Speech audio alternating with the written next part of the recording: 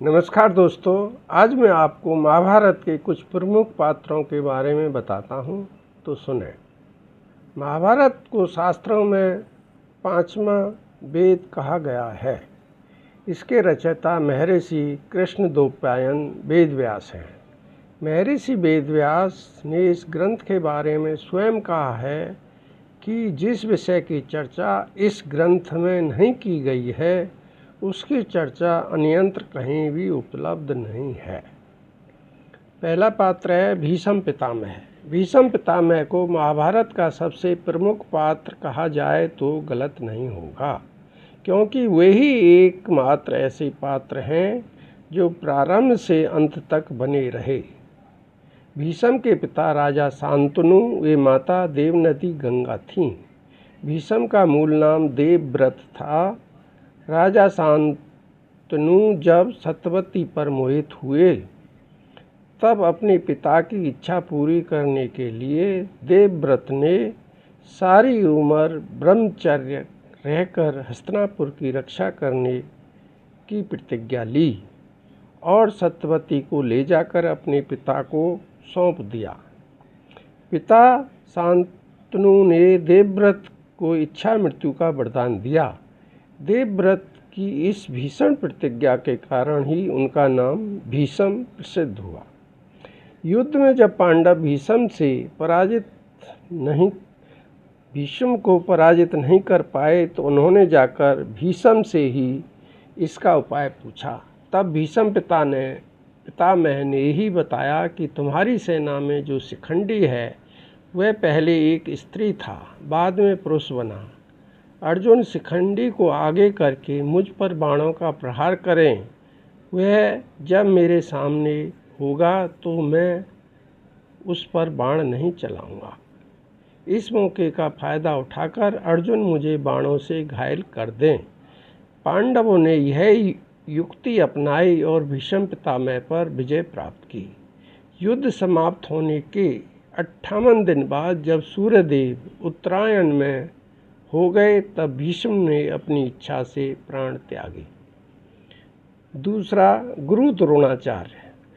कौरवों व पांडवों को अस्त्र चलाने की शिक्षा गुरु द्रोणाचार्य ने ही दी थी। द्रोणाचार्य महर्षि भारद्वाज के पुत्र थे। महाभारत के अनुसार एक बार महर्षि भारद्वाज जब सुबह गंगा स्नान करने गए, वहाँ उन्होंने घृताची नामक अप्सरा को नहाते हुए जल से निकलते देखा। यह देखकर उनके मन में विकार आ गया और उनका वीर्य शिखलित होने लगा। यह देखकर उन्होंने अपने वीर को द्रोण नामक एक बर्तन में संग्रहित कर लिया, जो कि यज्ञ के समय काम आने वाला एक पात्र है। उसी में द्रोणाचार्य का जन्म हुआ था। जब द्रोणाचार्य शिक्षा ग्रहण कर रहे थे तब उन्हें पता चला कि भगवान परशुराम ब्राह्मणों को अपना सर्वस्व दान कर रहे हैं। द्रोणाचार्य भी उनके पास गए और उनको अपना परिचय दिया।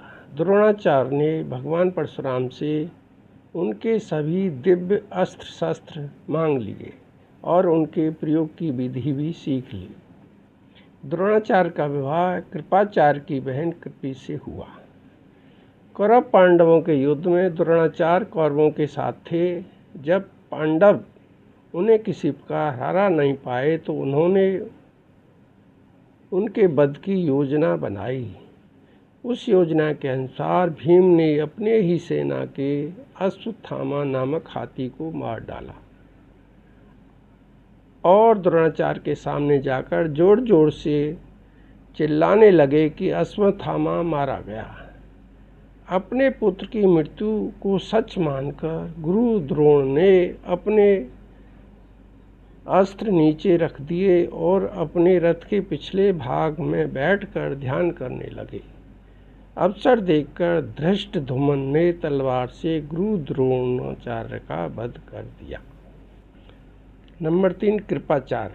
कृपाचार्य कौरव और पांडवों के कुलगुरु थे। उनके पिता का नाम शरद्वान था, जो महर्षि गौतम के पुत्र थे। महर्षि शरद्वान ने घोर तपस्या की और दिव्य अस्त्र प्राप्त किए और धनुर्विद्या में निपुणता प्राप्त की। यह देखकर देवराज इंद्र भी घबरा गए और उन्होंने शरद्वान की तपस्या तोड़ने के लिए जानपदी नाम की अप्सरा भेजी, जिसे देखकर शरद्वान का वीर्यपात हो गया और सरकंडों पर गिरा और 2 भागों में बट गया।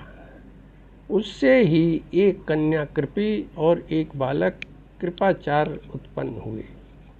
महाभारत के अनुसार युद्ध के बाद कृपाचार्य जीवित बच गए थे। चौथा, कर्ण। जब पांडवों की माता कुंती बाल्यावस्था में थी, उस समय उन्होंने ऋषि दुर्वासा की सेवा की थी। सेवा से प्रसन्न होकर ऋषि ने कुंती को एक मंत्र दिया, जिससे वह किसी भी देवता का आह्वान कर उनसे पुत्र प्राप्त कर सकती थी। विवाह के पहले इस मंत्र की शक्ति देखने के लिए एक दिन कुंती ने सूर्यदेव का आह्वान किया, जिसके फलस्वरूप कर्ण का आना तय हुआ। किंतु लोकलाज के भय से कुंती ने कर्ण को नदी में बहा दिया। कर्ण दिव्य कवच कुंडल के साथ ही पैदा हुआ था। कर्ण का पालन पोषण धृतराष्ट्र के सारथी अधिरथ हुए उसकी पत्नी राधा ने किया। राधा का पुत्र समझे जाने के कारण ही कर्ण राधे नाम से ही जाना जाने लगा। युद्ध के दौरान कर्ण ने कौरवों का साथ दिया। श्राप के कारण कर्ण के रथ का पहिया जमीन में धंस गया था और उसे अपने दिव्य अस्त्रों का ज्ञान भी नहीं रहा। इसी समय अर्जुन ने कर्ण का वध कर दिया। देवराज इंद्र का अर्जुन पर विशेष स्नेह था। इंद्र जानते थे कि जब तक कर्ण के पास कवच कुंडल है, उससे कोई जीत नहीं सकता। तब इंद्र एक दिन ब्राह्मण का रूप धारण कर कर्ण के पास गया और भिक्षा में कवच कुंडल मांग लिए। तब कर्ण ने ब्राह्मण से कहा कि आप स्वयं देवराज इंद्र हैं, ये बात मैं जानता हूँ। आप स्वयं मुझसे याचना कर रहे हैं। मैं आपको कवच कुंडल अवश्य दूंगा, लेकिन इसके बदले में आपको भी मुझे वह अमोघ शक्ति देनी होगी। देवराज इंद्र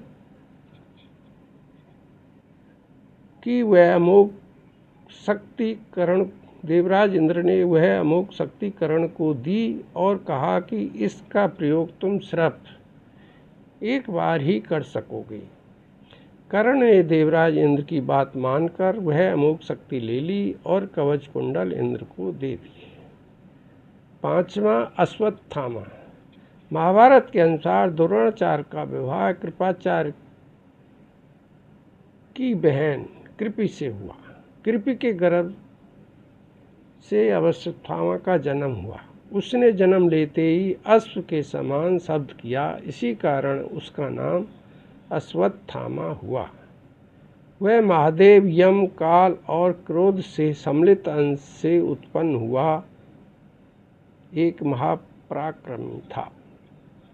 युद्ध में उसने कौरवों का साथ दिया। मृत्यु के पहले दुर्योधन ने उसे अंतिम सेनापति बनाया था। रात के समय अश्वत्थामा ने छलपूर्वक द्रौपदी के 5 पुत्रों धृष्टद्युम्न, शिखंडी आदि योद्धाओं का वध कर दिया था। मान्यता है कि अश्वत्थामा आज भी जीवित है। इनका नाम अष्ट चिरंजीवियों में लिया जाता है। जब अश्वत्थामा ने सोते हुए द्रौपदी के पुत्रों का वध कर दिया, तब पांडव क्रोधित होकर उन्हें ढूंढने निकले। अश्वत्थामा को ढूंढते हुए वे महर्षि वेदव्यास के आश्रम पहुँचे। अश्वत्थामा ने देखा कि पांडव मेरा वध करने के लिए यहाँ आए हैं, तो उसने पांडवों का वध करने के लिए ब्रह्मास्त्र का वार किया। श्री कृष्ण के कहने पर अर्जुन ने भी ब्रह्मास्त्र चलाया। दोनों ब्रह्मास्त्रों की अग्नि से सृष्टि जलने लगी। सृष्टि का संहार होते देख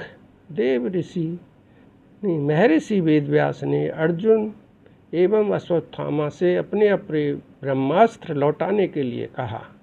अर्जुन ने तुरंत अपना अस्त्र लौटा लिया, लेकिन अश्वत्थामा को लौटाने का ज्ञान नहीं था, इसलिए उसने अपने ब्रह्मास्त्र की दिशा बदलकर अभिमन्यु की पत्नी उत्तरा के गर्भ की तरफ कर दी और कहा, मेरे इस अस्त्र से पांडवों का वंश समाप्त हो जाएगा।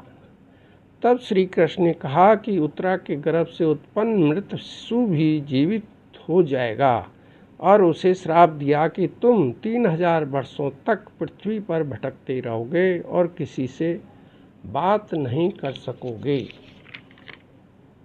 और तुम्हारे शरीर से पी हुए रक्त बहता रहेगा। इसके बाद अश्वत्थामा ने महर्षि वेदव्यास के कहने पर अपनी अणी निकाल कर पांडवों को दे दी और स्वयं वन में चला गया। पांडवों ने वह मणि द्रौपदी को लाकर दे दी और बताया कि गुरुपुत्र होने के कारण उन्होंने अश्वत्थामा को जीवित छोड़ दिया। छठा, विदुर। माता विदुर का जन्म महर्षि वेदव्यास के आशीर्वाद से दासी के गर्भ से हुआ था। महाभारत के अनुसार विदुर धर्मराज यमराज के अवतार थे। एक ऋषि के श्राप के कारण धर्मराज को मनुष्य रूप में जन्म लेना पड़ा। विदुर नीति कुशल थे, उन्होंने सदैव धर्म का साथ दिया। जब धृतराष्ट्र, गांधारी, कुंती व विदुर वानप्रस्थ आश्रम में रहते हुए कठोर तप कर रहे थे, तब एक दिन युधिष्ठिर सभी पांडवों के साथ उनसे मिलने पहुंचा। लेकिन जब विदुर दिखाई नहीं दिए तो धृतराष्ट्र ने बताया कि वे कठोर तप कर रहे हैं। तभी युधिष्ठिर को विदुर आते दिखाई दिए, लेकिन इतने सारे लोगों को देखकर वह पुनः लौट गए। युधिष्ठिर उनसे मिलने उनके पीछे पीछे दौड़े तो वन में वे उन्हें एक पेड़ के नीचे खड़े दिखाई दिए। उसी समय विदुर जी के शरीर से प्राण निकलकर युधिष्ठिर में समा गए। जब युधिष्ठिर ने उनका दाह संस्कार करने का निर्णय लिया, तभी आकाशवाणी हुई कि विदुर संन्यास धर्म का पालन करते थे, इसलिए उनका दाह संस्कार करना उचित नहीं है। यह बात सुनकर सभी को बड़ा आश्चर्य हुआ। दोस्तों, ये थे महाभारत के कुछ प्रमुख पात्रों का पहला भाग। शीघ्र ही दूसरा व तीसरा बाकी प्रमुख पात्रों को बताया जाएगा। आपको जानकारी कैसी लगी अवश्य बताएं और यदि अच्छी लगी हो तो लाइक, शेयर और सब्सक्राइब कर दें। धन्यवाद।